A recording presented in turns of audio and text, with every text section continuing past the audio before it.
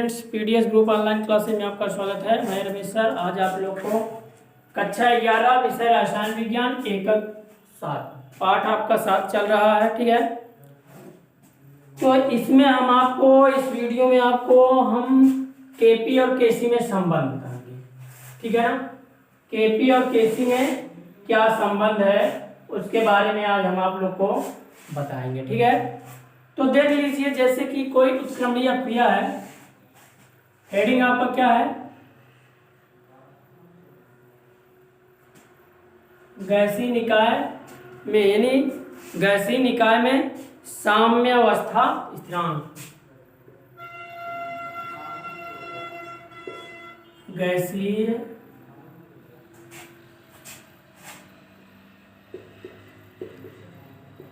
निकाय में साम्यावस्था स्थिरांक तथा स्थिरांक केपी तथा साम्य अवस्था स्थिरांक केसी में संबंध है। तो देखिए, ये आपकी क्या है, हेडिंग है। अब इस हेडिंग के अंतर्गत हम आपको बताना चाहते हैं केपी और केसी में क्या संबंध है। माना एक उत्क्रमणीय क्रिया, माना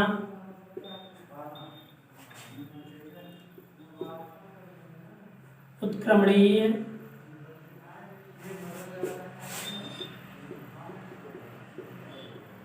अक्रिया क्या है। देखिए, A capital A plus B capital B उत्क्रमणीय, C capital C plus D capital D, ये क्या है, उत्क्रमणीय अक्रिया है। अब देखिए, इसमें हम क्या करते हैं, साम्यावस्था स्थिरांक, इसका क्या निकालेंगे, यानी साम्यावस्था स्थिरांक, इस अक्रिया का साम्यावस्था स्थिरांक।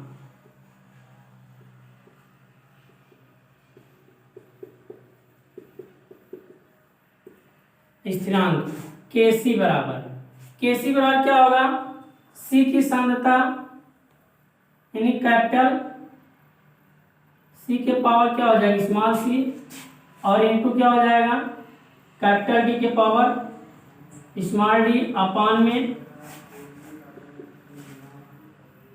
ए के power small A into B के पावर स्मॉल बी। ये क्या है, केसी है। ठीक है, साम्य स्थिरांक। अब गैसीय निकाय में साम्य स्थिरांक केपी बराबर, गैसीय निकाय में साम्यावस्था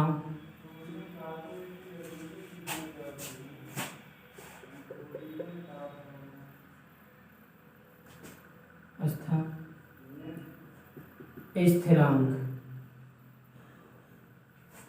केपी इक्वल टू, अब देखिए, जब हम केपी की वैल्यू निकालेंगे तो इसी में हम मतलब पी यानी गैस के गैसीय दाब है, क्या है, प्रेशर है, पी है। तो हम जब यहाँ केपी हुआ तो हम क्या करेंगे, इसमें आपको पी गैस यानी जैसे पीसी के पावर क्या हो जाएगा, small C into P D के पावर स्मॉल डी अपान में पी ए के power small A into P B के पावर क्या हो जाएगा, स्मॉल बी। ठीक, ये क्या है, केपी यानी गैसीय निकाय में साम्य अवस्था स्थिरांक, केपी बराबर क्या हो जाएगा, पी सी, यानी पी गैस के लिए आपका, सी गैस के लिए ये है, जब ये डी गैस के लिए है, ये ए गैस के लिए है, ये क्या है, बी गैस के लिए है। तो अब देखिए, हम इसमें आपको 4 गैस दिए गए हैं, ए बी सी, और अब देखिए आदर्श गैस समीकरण जो होता है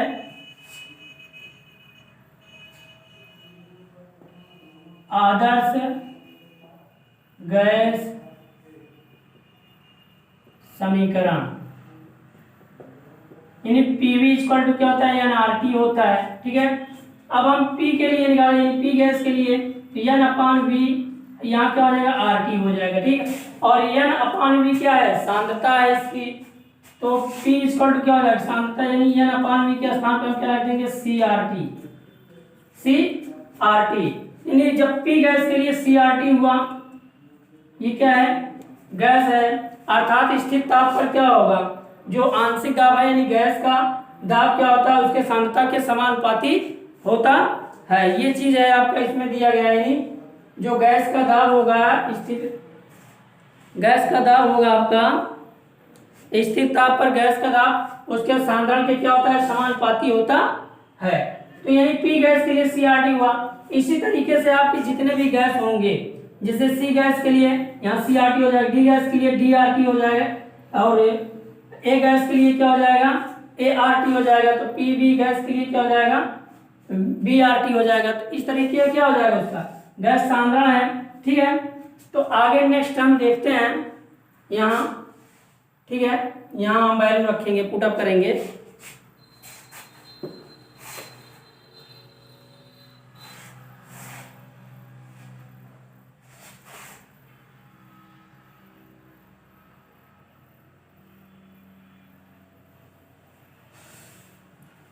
अब देखिए गैस ए के लिए आंशिक दाब, गैस ए के लिए आंशिक दाब, तो यानी पी ए बराबर क्या हो जाएगा, ए आर टी, क्या हो जाएगा, ए आर टी हो जाएगा।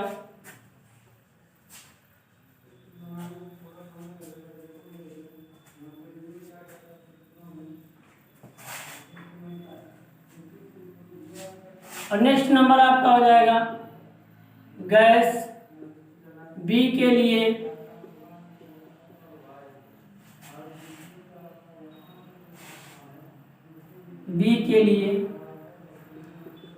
आंशिक दाब, यानी पी बी बराबर क्या, बी आर टी।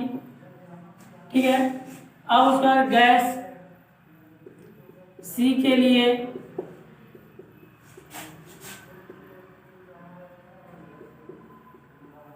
आंशिक दाब या पीसी बराबर क्या, सी आर टी, और गैस डी के लिए तथा गैस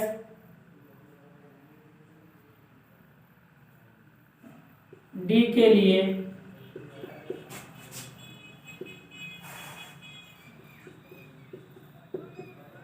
आंशिक दाब, यानी यहाँ क्या है, पी डी बराबर क्या है, डी आर टी। ठीक है, इन सभी की वैल्यू हम क्या करेंगे, इसमें रख देंगे।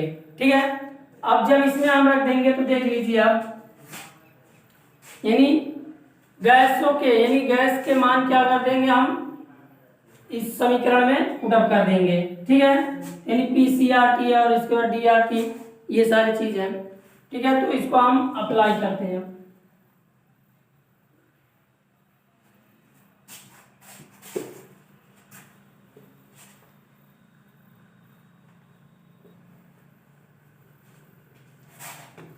तो देखिए केपी साम स्थिरांक केपी इक्वल टू क्या हो जाएगा, पी सी आर टी था ना, यानी पी सी के पावर क्या, स्मॉल सी, उसके बाद क्या हो जाएगा इंटू पी डी के पावर क्या हो जाएगा, स्मॉल डी, अपान में पी ए के पावर क्या, small A, into P B के पावर स्मॉल बी। ये था। अब वैल्यू को हम पुटअप करेंगे तो देख लीजिए आप लोग, पी सी बराबर क्या है, सी आर टी है, सी आर टी के पावर क्या हो जाएगा, स्मॉल सी। ठीक, फिर इंटू पी डी बराबर क्या है, डी आर टी के पावर क्या हो जाएगा, स्मॉल डी, अपान में हो जाएगा आपका A R T power small A into B R T के पावर क्या आ जाएगा, स्मॉल बी। ठीक है। अब इसको हम क्या करेंगे, आगे बढ़ाएंगे। तो देखिए ब्रैकेट को तोड़ देंगे, c के पावर क्या हो जाएगा स्मॉल c इंटू क्या हो जाएगा rt के पावर स्मॉल c, और ये क्या हो जाएगा आपका, ये गुणते यानी d के पावर क्या हो जाएगा स्मॉल d इंटू rt के पावर क्या हो जाएगा स्मॉल d, और बटे में आपका क्या हो जाएगा a के power small a into rt के पावर स्मॉल a, और इंटू क्या है आपका b के power small b into rt power small b। ये क्या है आपके यानी अग्र और पश्च क्रियाओं में भाग लेने वाले क्या है मोलों की संख्याएं हैं। ये क्या है, यानी जो उनके अग्र और पश्च क्रिया में भाग लेने वाले उत्पाद में क्या है मोलों की संख्या है। ठीक है, तो इसको अब आप लिख सकते हैं इस तरीके से, small capital C small C, ये क्या हो जाएगा into capital D small D, और इंटू क्या हो जाएगा आर टी, ये क्या है C plus D. R T क्या है समान है, इसलिए इनके मोलों की संख्या क्या होगी जुड़ जाएगी। ठीक है, और अपान में हो जाएगा यहाँ ए पे स्मॉल ए इंटू बी पे small B into R T के पावर क्या हो जाएगा ए प्लस बी। तो ये हुआ।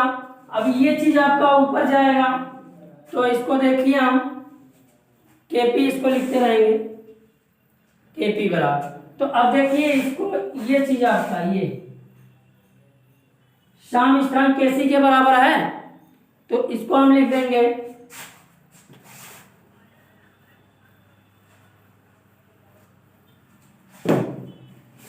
केपी इक्वल टू, ये चीज आपका क्या है केसी के बराबर, इससे पहले हम निकाले थे, तो यानी केसी इंटू आर टी का। अब देखिए आर टी के पास सी प्लस डी, और ये माइनस क्या हो जाएगा, ये जब ऊपर जाएगा तो क्या हो जाएगा ए प्लस बी।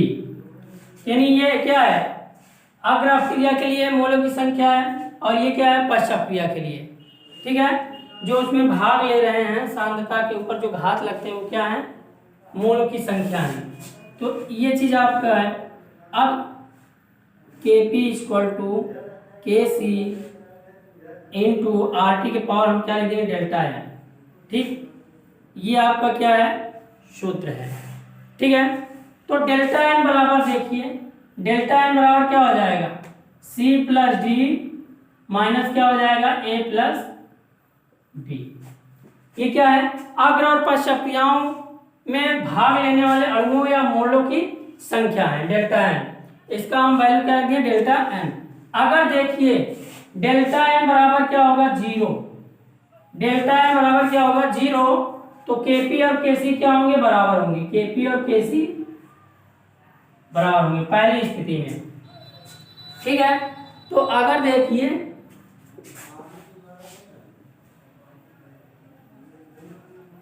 अगर यदि डेल्टा का मान क्या होगा, डेल्टा एन का मान जीरो से छोटा होगा अर्थात निगेटिव में होगा,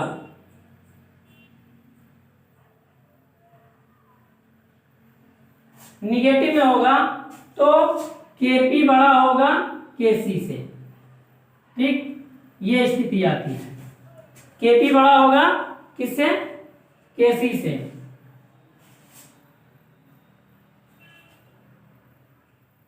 नहीं, केसी छोटा होगा केसी, केपी छोटा होगा केसी से। अगर डेल्टा एन का मान पॉजिटिव में आता है